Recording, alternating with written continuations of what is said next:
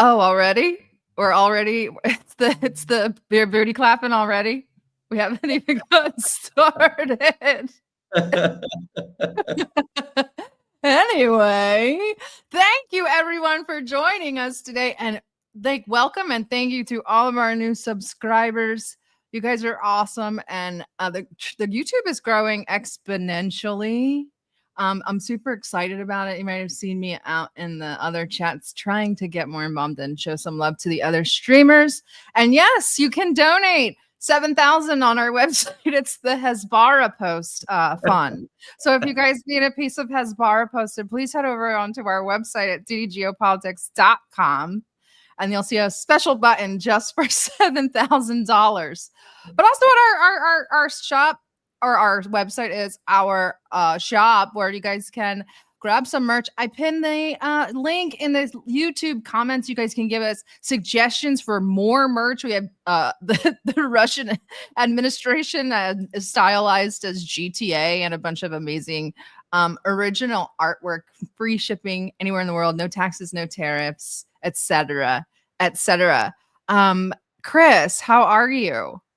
I'm great. I can tell. It feels good to be on the kill list. Yeah, that's what we're going to talk about today.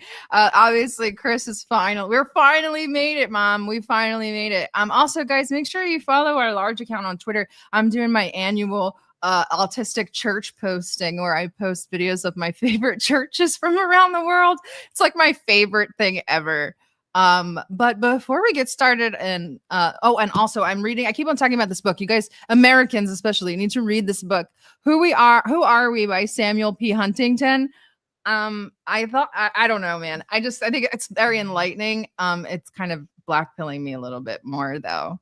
I did want to talk about, before we talk about real world stuff, Samuel P. Huntington. He's, I love him. Oh my God, what? I love Huntington. Oh my God. Clash of Civilizations? You don't like it? I think that his perspective, as I understood it in my IR and political science classes, was very much, okay, the world's divided, and therefore, ... America, we need another American century. And it was very much, on that side of the spectrum, much more about US hegemony being a force for good, sort of liberal humanitarianism. Oh, sure. Yeah, I don't agree with them, but I find it incredibly insightful. No, very insightful. Of course, he's like a godfather to a lot of the people that are currently the talking heads in the think tanks. Exactly. Exactly. Which is why you guys should read it.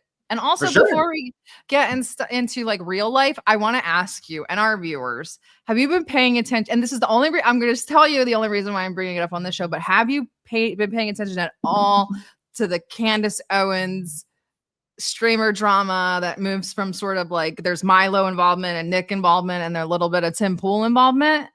Well, today I read something, and this is why I'm bringing it up on our show, from an American channel, a right-wing news channel, which I think is pretty decent. But it said Candace Owens yesterday ordered, and I don't watch Candace's stream, so correct this if we're wrong. But Candace Owens yesterday also ordered her followers to harass Ukrainian refugees in the United States, as she now believes they are operating on behalf of Macron. She particularly wants refugees in Tennessee targeted. The channel then added, this gives more credence to the idea that her crusade is being influenced by Russia. Okay.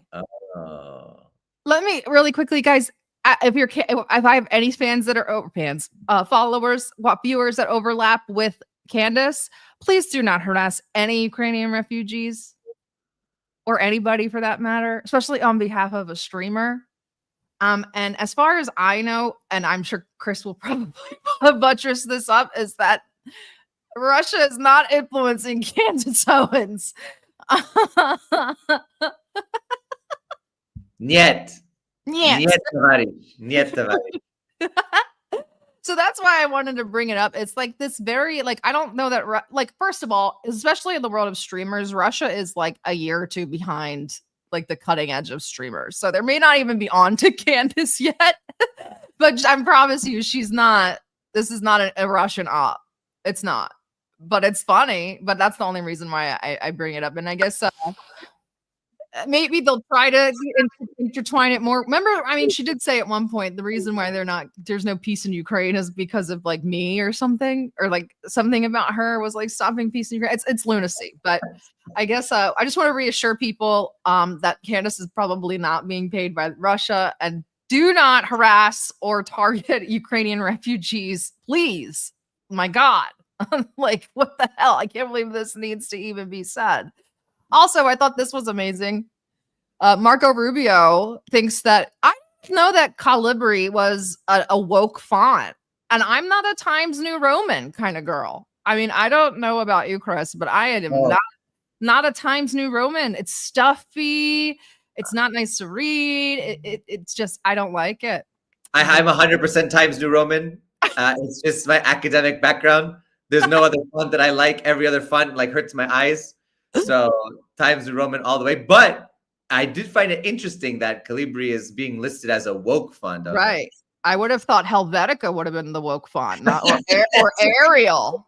Not Calibri. Like, I'm very Arial is the best from Nepal. You do not like Comic Sans.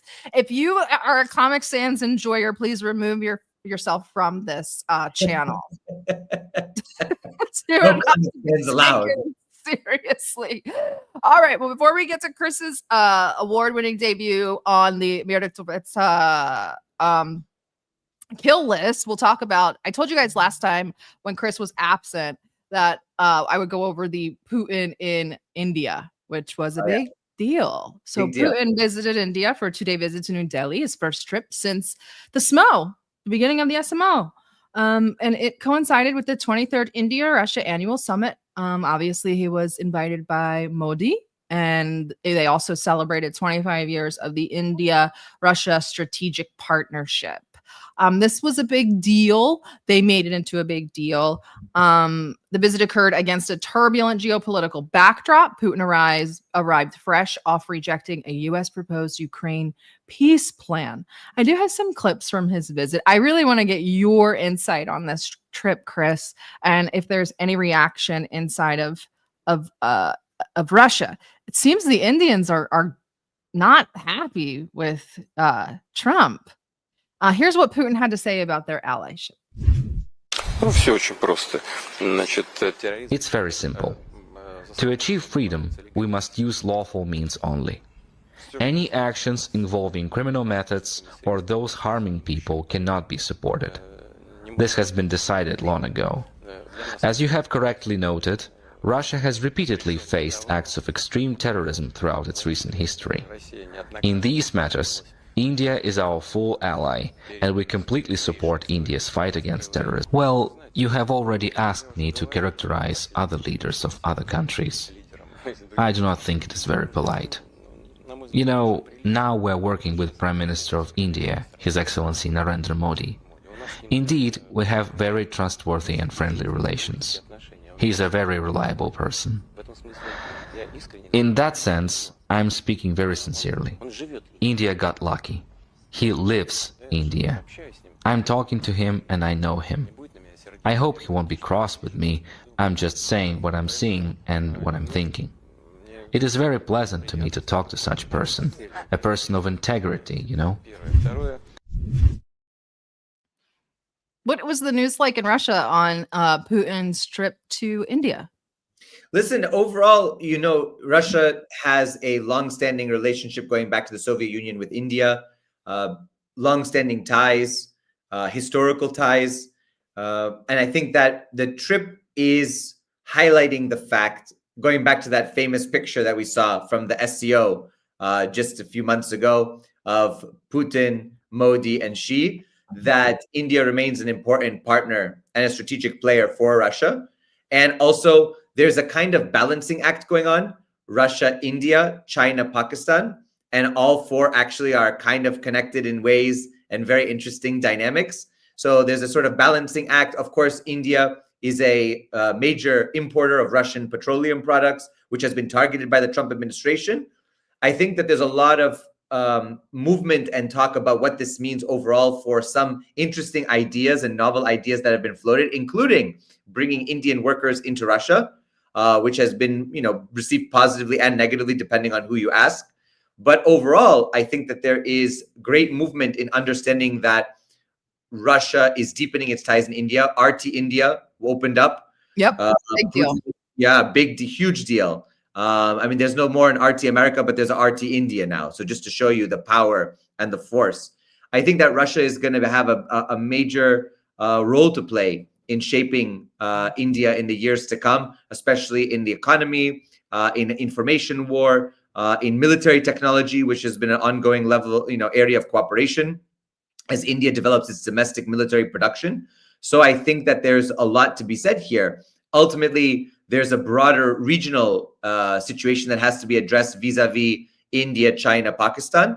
And we'll see if Russia can play a constructive role, which I believe it can, in trying to foster peace and stability in South Asia, especially as the region is further engulfed on both sides, both Cambodia, Thailand fighting, and also Iran and the various issues there, as well as America trying to take Central Asia now, the great game, 2.0, as the Trump administration tries to enter that area again. So we'll see. But I think overall, net positive and well received by Russians, and I think by many people around the world. I agree, and I think that this also kind of adds to the line drawing. Here's Putin also on Central Asia.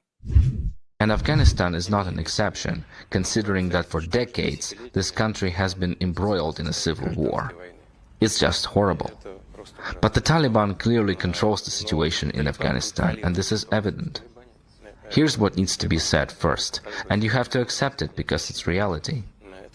Secondly, what's important to note, it takes many actions to combat terrorism and various terrorist organizations, including ISIL and others like them. This we also know very well. Afghan authorities have significantly reduced opium production in their country and are actively addressing drug threats from within its borders. There are several other important issues here.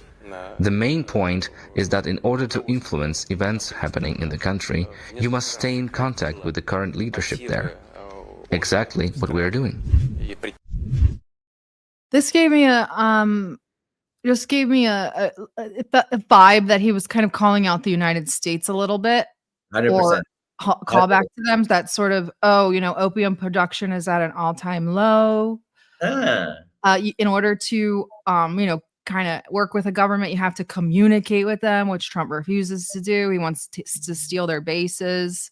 So I kind of wanted to point that out as well, because we will have a Latin American update later on in the show. But I kind of got that vibe from it, that he was kind of like, this is kind of the right way to go in Afghanistan. And now we have Afghanistan tensions with Afghanistan and Pakistan are touch and go. I think they flared up last week before our Sunday show.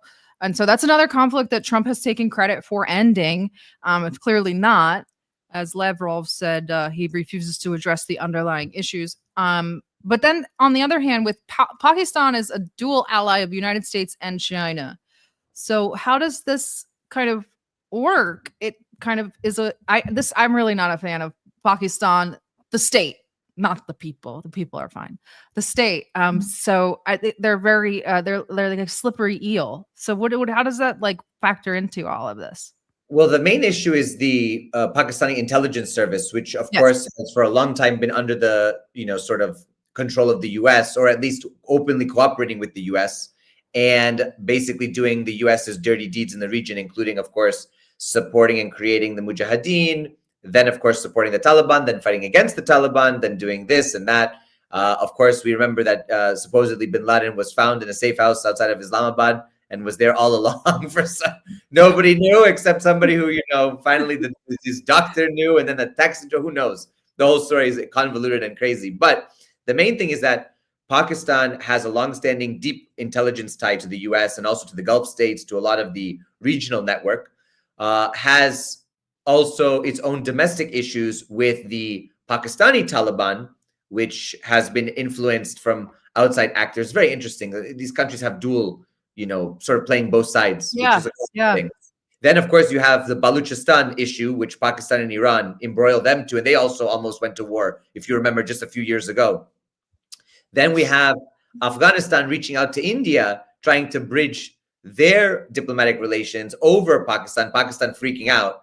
basically saying, you know, and there have been border skirmishes. We've talked about them over the past few months. There have been border skirmishes and fighting.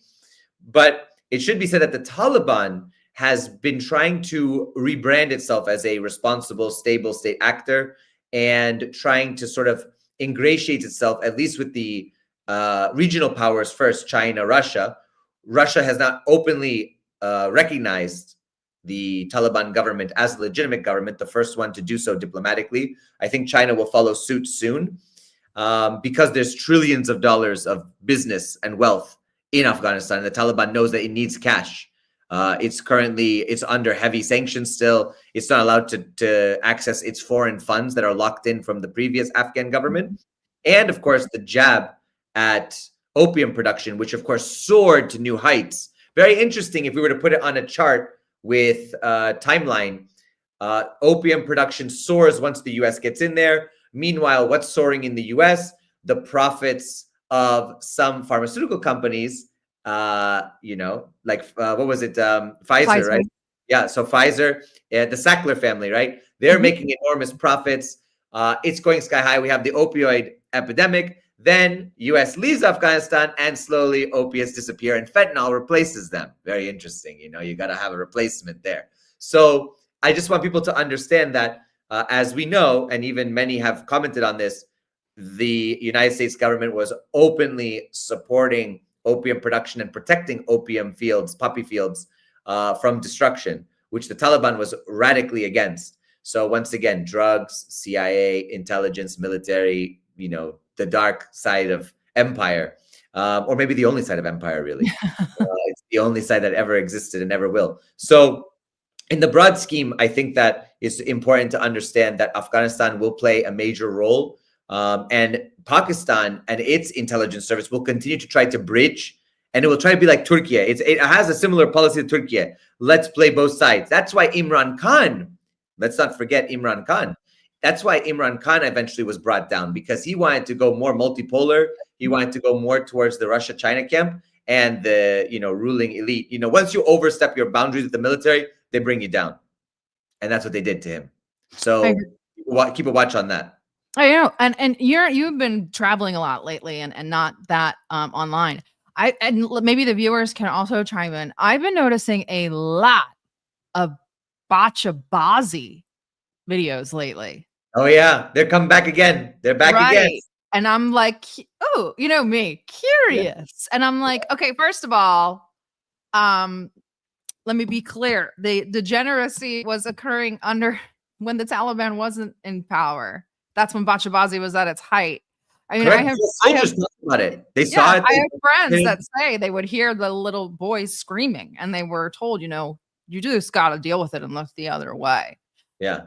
And it's just like, and they, you know, and then people, you know, it's so degenerate over there. The poppy fields and the bachabazi. And I'm like, you guys have fentanyl manufacturing here and little boys in drag shows, and people are purchasing children for adoption. Yeah. It's like, it's insane. So I did notice a lot of weird, like bachabazi sort of videos that are clearly old. A lot of them are in Pakistan, and they're saying like, oh, it's Afghanistan. Oh, it's the Taliban. It's like this old hat again. Like, we're doing this again. Oh yeah, it's back again. It's back. Kite runner type stuff. Remember all these stories, you know, all these narratives that were in the global war on terror. They're back again. They're back, and they're used. You see how they're used strategically. When alliances start shifting or some policy change happens, boom, roll it out. Soft power. You know. Speaking of old canards or rumors that seem to never die, here as Putin feels the need to address the USSR. Интеграцию чего? Советского Союза? Of the Soviet Union. Нет, конечно, это просто исключено. Reintegration of what? Of the Soviet Union? No, of course not. That's simply not on the table. We do not have such a goal, and it won't make any sense. There is also a question of rationality. It does not make sense in current circumstances because it would critically change the national and religious composition of the Russian Federation. It does not make sense to them. You know why? Because they still do not want to listen to what I'm saying. They want to listen to themselves only, or they want to comment on what I'm saying the way they like it. Write a lot about saying that you want to build the empire back. Да, они это делают для того, чтобы напугать свое население. Они злоупотребляют своим... Yes, they do that in order to scare their population. They abuse their monopoly in the global media. It is called manipulation of the public opinion, and the goal is to justify their aggressive policy towards Russia. I don't see another goal. Right. Sorry to disappoint you, viewers, and maybe Chris, but the USSR is not coming back. Shucks. I had that Lavrov. I got. It's the same brand. Did you get a different color? Did you get the same? Oh, that's yours. This one is a special one. It's Fight for Russia. So it's an artsy one. We could go around like twinsies. We'll be like thing 1 and thing 2. Oh, so cute. Well, trip wouldn't be complete without Indian dramatics, little bit of Bollywood cartoonage. I thought this was adorable and hilarious. Guys, pay attention to this cartoon the Indians made. You really have to love it.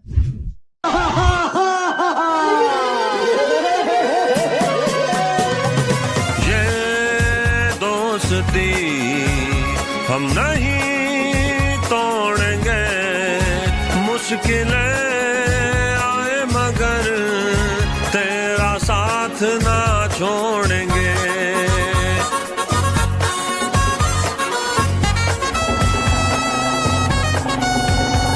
अरे तेरा हाथ मेरा हाथ मेरा हाथ तेरा हाथ कभी भी आजमाना टैरिफ कोई लगाए S-400 ना रोक पाए अपना ये याराना दोस्ती निभाएंगे दुनिया से टकराएंगे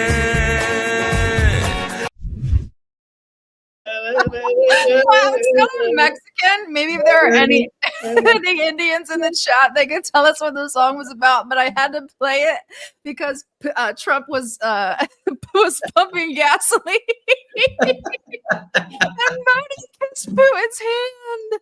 I love that. Oh, so the S-400s there. S-400s. They made an appearance. It was so cute.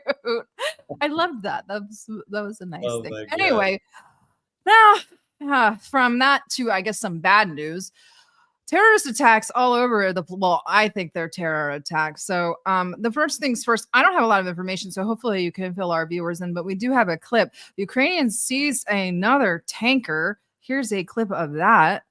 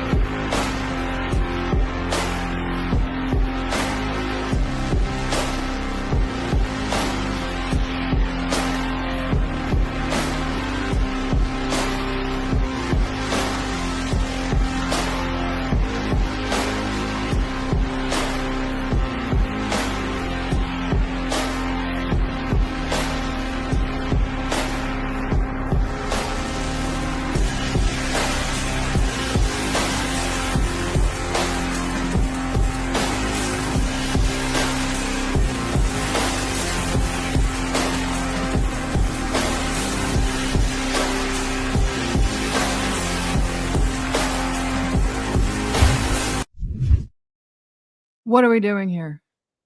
Once again, another attack in the Black Sea. I think actually this was in the Sea of Azov, which is a little bit further up. North, yeah. And of course, extremely dangerous escalation. Of course, we already have news in the past week or so. Erdogan has said of Turkey, President Erdogan has said, if this continues, it's going to threaten and jeopardize the entire stability of the Black Sea region, which is, kind of escalatory remarks. And, I just got back from Crimea.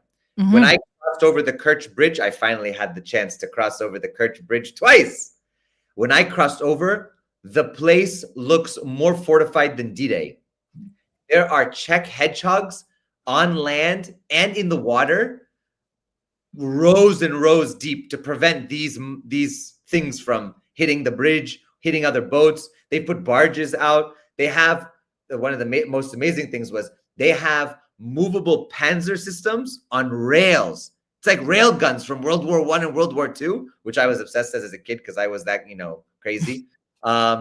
They're moving on the trains as well. Anti-drone technology, everything. So just to show you how serious it is to the infrastructure, to the economy, to so many other things.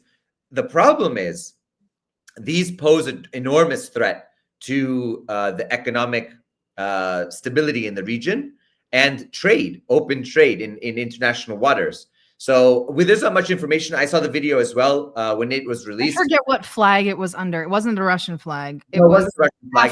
African flag, I think. I think so, but it was being targeted as a sort of Russian, doing something with Russia, obviously. So that's what they targeted for. But the problem is this is going to warrant a huge response by Russia as well. And just think about and this is what I love.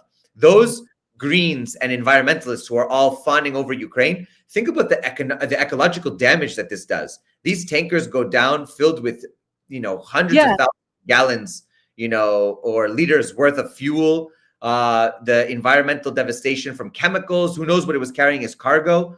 I just want people to know this is an extremely dangerous game that Ukraine is playing. They've also, of course, reached agreements. We talked about this on our Greek episode when I was abroad, right, in Brazil. We talked about the fact that Ukraine has reached an agreement with Greece to help produce these drone assets. It's a very, very serious escalation. And I think the response will be proportional to Ukrainian vessels or to Ukrainian industries in the coming hours or days. Well, the terror attacks do continue. Now, this one's a little bit more serious. I do not believe the video is graphic, but I'll warn you anyway, because it is obviously violent. We're still getting details of it. Maybe the producer or can feed us some more information. As we were going live, an attack was occurring at a market in St. Petersburg. Here's a video of that. It's pretty serious.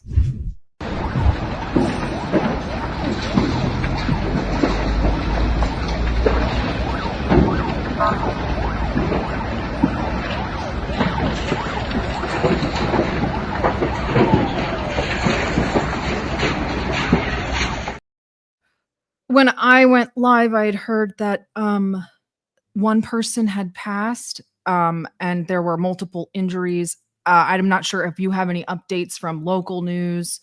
There's also a Ukrainian Orthodox church is under attack inside of Ukraine. There was another attack on a high-rise, Vorozhne. What is that where it was? And so there's a lot of things happening right now. Things are very kinetic. Is there any news locally in Russia about the attack on the market or anything like that? And just so you guys know, these markets are incredibly popular during Christmas season. It is Christmas season in Russia. Obviously, they celebrate Orthodox Christmas. And so they're in the midst of their holiday season as well. So there's no talk at this point yet about an attack per se. We're being very careful to understand exactly. This is a very fluid and dynamic situation, and they're trying to be responsible with the media and what's coming out. All we know is that there's been a massive fire at this Christmas market. By the way, I visited that Christmas market. I was just in St. Petersburg just a few weeks ago. So beautiful, highly decorated, lots of young people, families. So of course, it's a serious emergency. And the question, of course, everyone's asking is, was this a terrorist attack? Was it an accident? Was it an explosive? Did somebody, leave a cigarette? Was it electrical? What happened? So I think that we're going to have to wait for the investigation a little bit more. But of course, it's a extremely traumatizing event, and the images are absolutely horrific. Our condolences to the families of those who've passed, and of course, our best wishes to everyone so that they're safe in the midst of this horrible event. Yeah, and I think that it'll start getting worse and more desperate. They always do this, it seems, especially in the wintertime when things are kind of less kinetic on the war front, and they kind of move out into their other options, and they're also getting desperate. They also have a new deal with the Czechs for another type of weapon, so we'll probably see that soon. So it doesn't look like this is going to end anytime soon. I was going to put a poll in the YouTube, and I forgot to, but I think that Zelensky has said he might host elections within the next 90 days, and then Trump gave him until was it Christmas or the New Year? What's going on with the peace update? So Trump has given Zelensky a firm timeline of a peace by Christmas.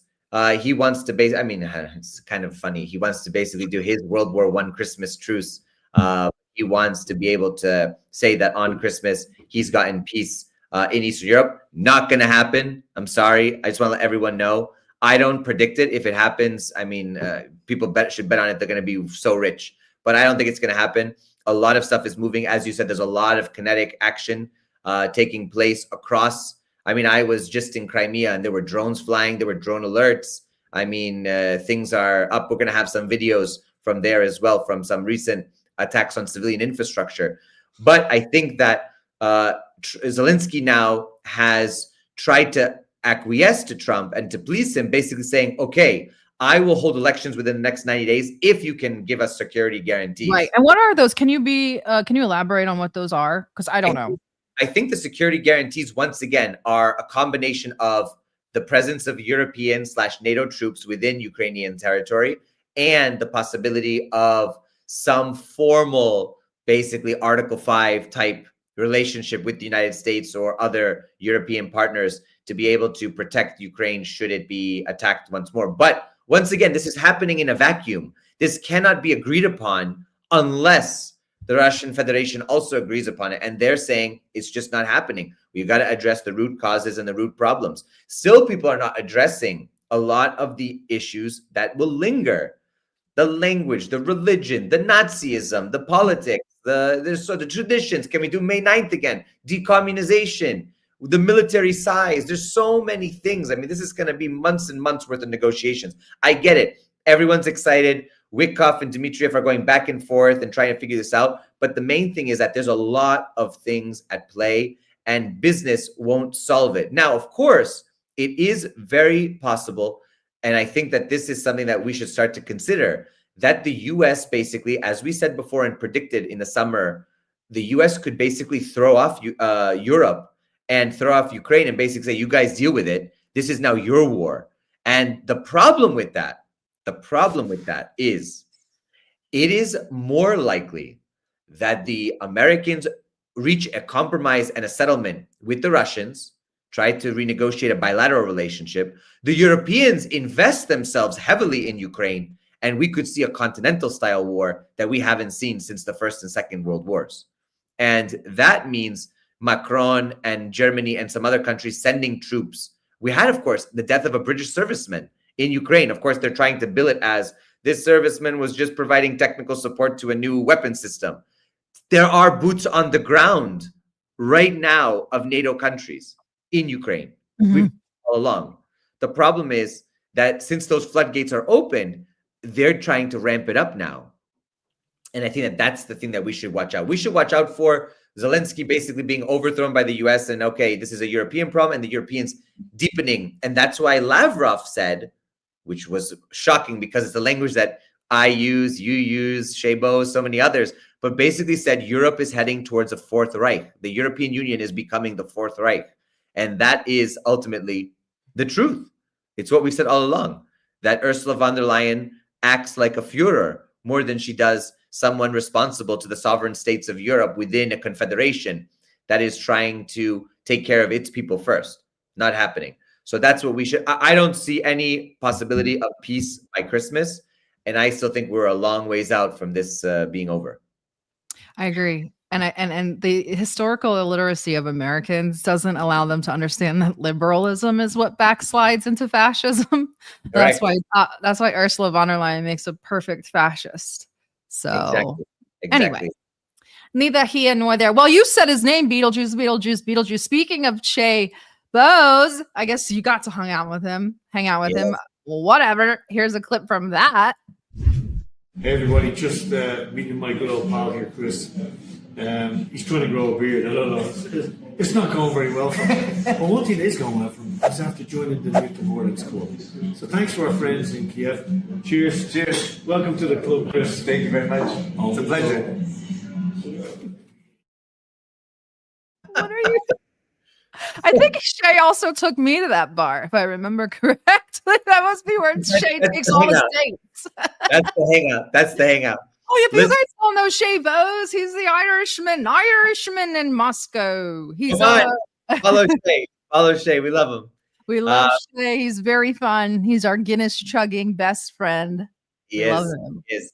And, we had a lot of fun. We were talking a lot about, basically what's happening on the ground, kind of analyzing how things are. He's more of the opinion that things might be coming to an end sooner.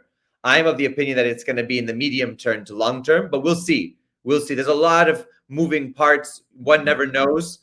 History has a strange way of, concluding things fast and dragging things out in the long term. Who knows? Who knows? But the main thing is that the action continues.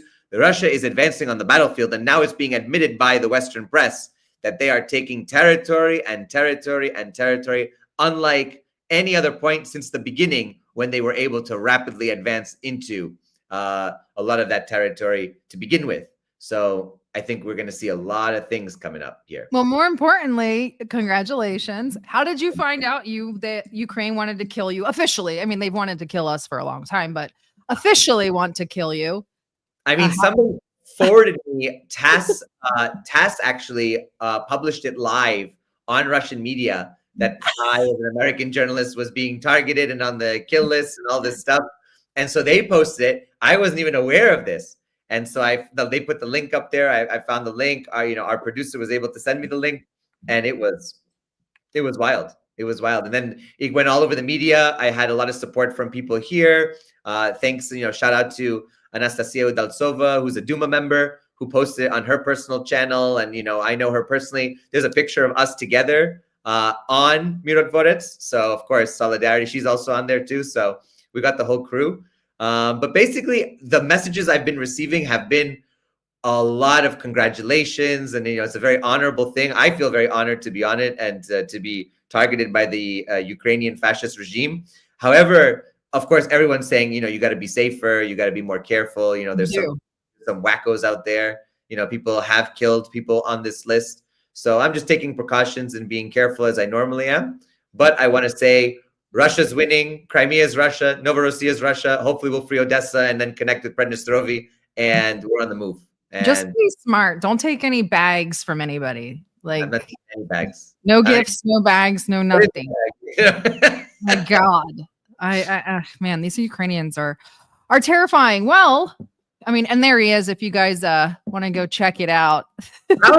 How they got my birthday, I don't know, but that's very nice. Now everybody messaged me and we're like, now we know your birthday. We can send you gifts. I'm like, I'm always accepting of gifts, but now I got a birthday. We didn't need a birthday to give out gifts. I know, but they put some nice pictures on there. Thanks very much. I don't know what all the crosses mean. I don't know what are all those, like all that stuff underneath? I have no idea what it means. Maybe somebody's, can decrypt it, but like, what is all that stuff under the code picture? Underneath it? Yeah, I don't know. What is that? Like, do the colors mean something? Like, is this like some like secret language to like Ukrainian operatives in like foreign Azov battalion? I don't know. It's they're speaking like runes. Exactly. It's like, whoa, we are pagan, Retarded. Anyway, speaking of seizing ships, I guess the United States is getting desperate as well. They seized a sanctioned oil tanker off the coast of Venezuela. It's like literally, like I joked and said, sponsored by Disney. Like, this is ridiculous. I thought this was about fentanyl. No, it's and you know how quickly Americans forget. They're like, we're gonna go fight the drugs, and then all of a sudden it's like, actually, we're seizing oil. Why are we seizing this oil ship? Oh, because it's against sanctions. You see, they always fall for it. United States for it again award. We're back. Award. Well, and on that topic, I just want to bring up this story as well. Maria Machado was presented with her Nobel Peace Prize. Her daughter accepted it for her on her behalf, but she's on her way to Oslo anyway. Now, I thought that Maduro was a terrible, heinous, evil, monstrous dictator. How the hell I didn't even know she was in Venezuela this whole time. I thought she was somewhere else. She's been in Venezuela just running her mouth, just planning to overthrow the president, and Maduro just lets her hang out. Well, now she's been they're saying she's been smuggled out of the country by and literally in the article it says Maria Machado is being smuggled out of the country to head to Oslo to grab her award with the help of members of the Venezuelan government. and U.S. government. So if she's being helped by the Venezuelan government, how is she being smuggled out?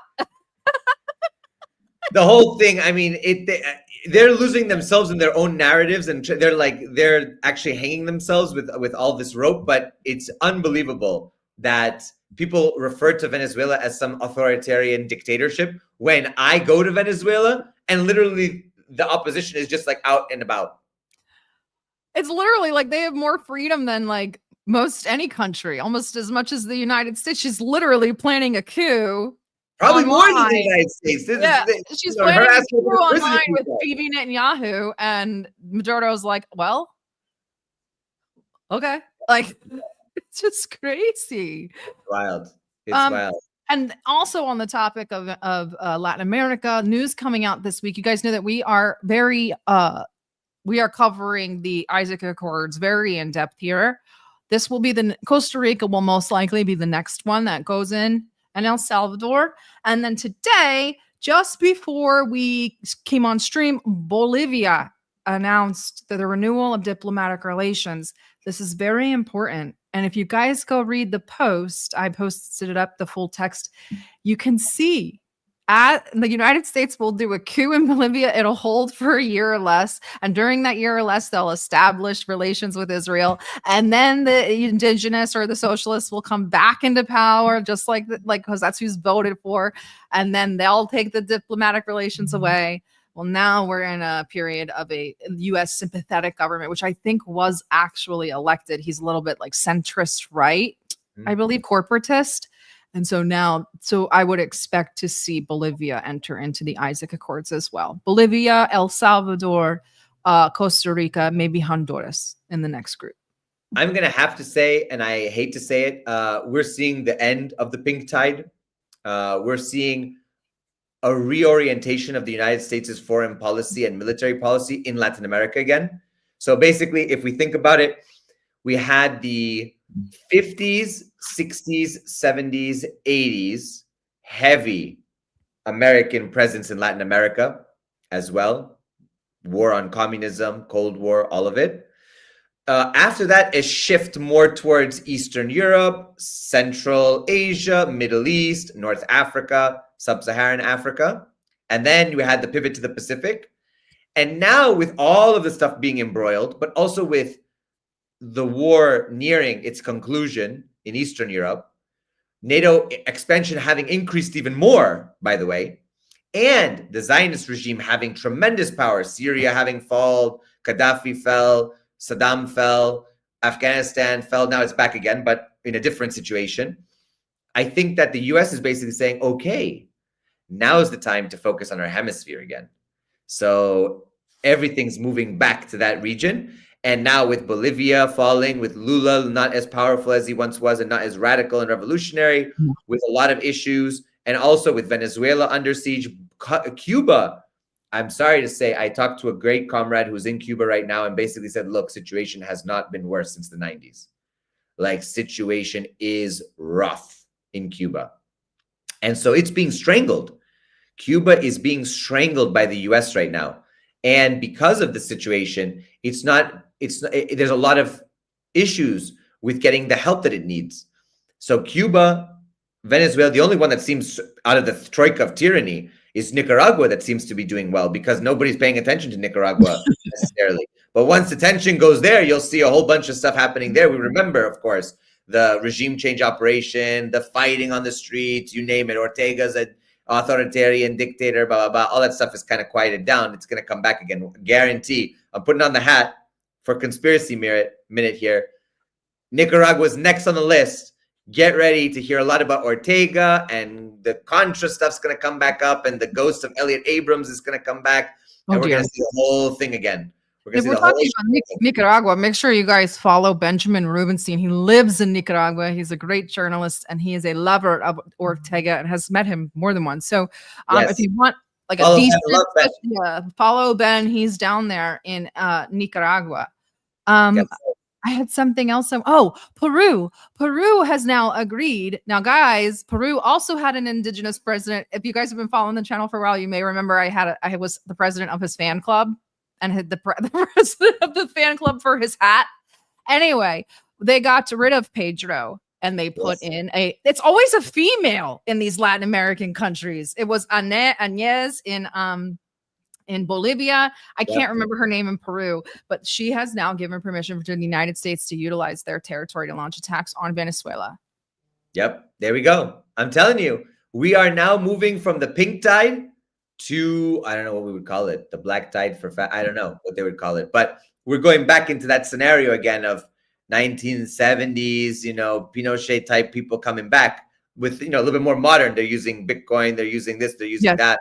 But you're going to see a whole new wave of sort of the more authoritarian pro-US, pro-Zionist crew that comes in there and attacks leftists, attacks Palestine, pro-Palestine people, attacks pro-indigenous people. You're going to see it all. It's coming. I just really, I keep wanting to stress to the viewers that I don't know who's aligning to who, or if they just are colliding on a perfect course, but the Israeli foreign policy and the United States foreign policy now perfectly align, especially when it comes to Latin America.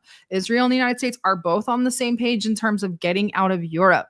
Go read Israel's policy papers. They are done with Europe. They're done. They say it's too brown. It's too Muslim. We've taken everything we could. It's not safe for us anymore. Blah, blah, blah, blah, blah. So they're focusing now on Latin America, and Africa will be next. They have their 2 projects in the Middle East and Central Asia, and now they have their thing in Latin America, which is moving incredibly fast. I can't get over how fast it's moving.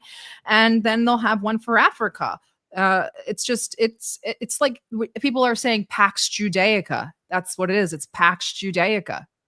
I'm going to continue my conspiracy minute say that, we're going to put it back on, and say that, and it's not a kippah, it's here. Okay. We know. I'm going to say that the entire evangelical, Pentecostal, charismatic movement over the past decades was preparing the groundwork for this moment.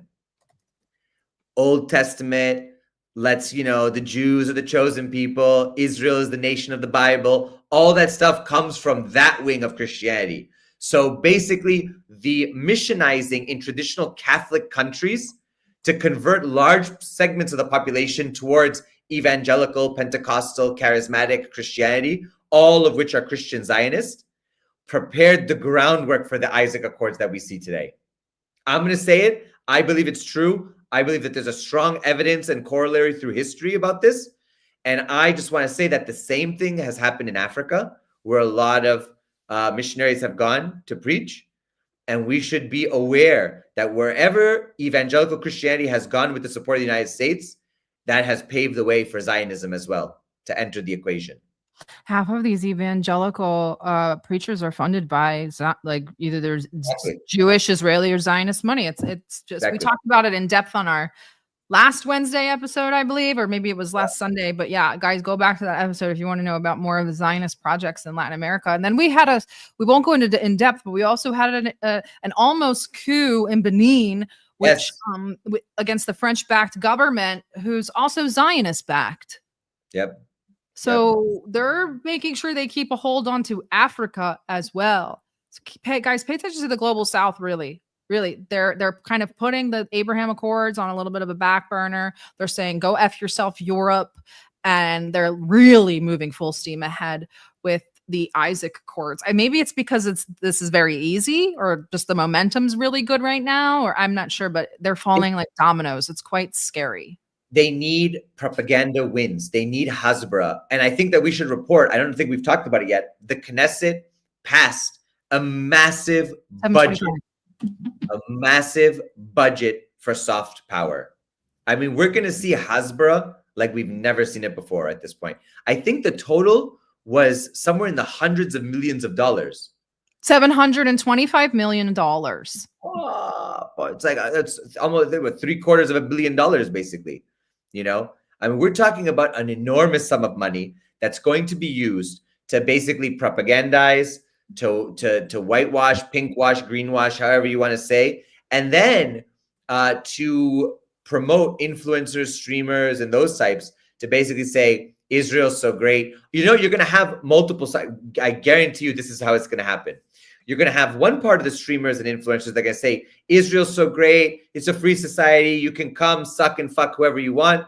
And life is amazing. And that's it. And they have that kind of style. You have another side that's going to be, it's the queer capital of like the whole Eastern Mediterranean, Middle East. Come here, enjoy yourselves. We have gay parties and gay raves. You're going to have another one that's going to say it's traditional and conservative. And we have the settlers and they got like 10 kids each. And we're rebuilding the Jewish people. You have another one to say, oh, it's a liberal democratic society. We also have Arab Israelis, how wonderful. And you saw this kind of like, they try to like use Palestinian Christian videos and say how wonderful Israeli society is. And meanwhile, it's in Bethlehem, you know, I mean, come on, these Palestinian Christians.